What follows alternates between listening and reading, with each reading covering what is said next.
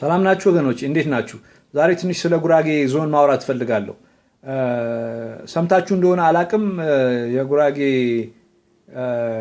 ልሂቃን ጉራጌ ክልል መሆን አለበት እያሉ መጠየቅ ከጀመሩ ሰንብተዋል።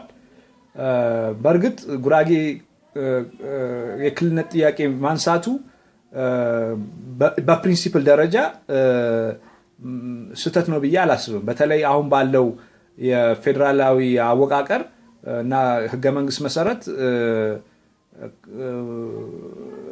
የክልልነት ጥያቄ ማቅረብ ለብሔር ብሔረሰቦች የተሰጠ መብት ስለሆነ ያንን ጥያቄ ማቅረቡ መሰረታዊ ስህተት አለው ብዬ አላምንም። ነገር ግን በተግባር ስናየው ለጉራጌ ጥሩ አይመስለኝም ክልል መሆን በአሁኑ ሰዓት በተለይ ምክንያቱም ያላደገ ዞን ነው።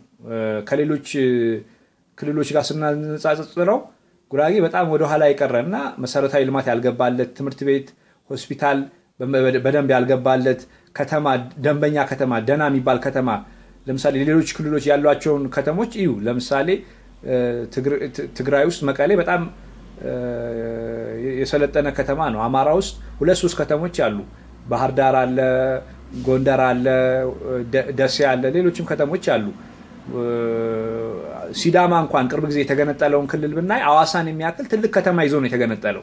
ስለዚህ ጉራጌ መጀመሪያ ማተኮር አለበት ብዬ ማስበው ልማት እንዲፋጠን ማድረግ፣ አርባናይዜሽን እንዲኖር፣ ትልቅ ከተማ በጉራጌ ክልል ውስጥ እንዲሰራ ማድረግና የኢኮኖሚ ጥንካሬ እንዲኖር ማድረግ ነው እና ጉራጌዎች ብዙ ይታወቃሉ። በየቦታው እየሄዱ ስኬታማ እንደሆኑ ይታወቃል። በቢዝነስ በተለይ ጥሩ ስኬት እንደተጎናጸፉ ይታወቃል። ነገር ግን ወደ ክልላቸው ሲመጡ ብዙ ኢንቨስት አላደረጉም እና ጉራጌ እንደ ዞን በጣም ወደ ኋላ ቀሩ ከሚባሉ ዞኖች መካከል አንዷ ናት። ስለዚህ የሚያስፈልጋት ጉራጌ ኢንቨስትመንት ነው።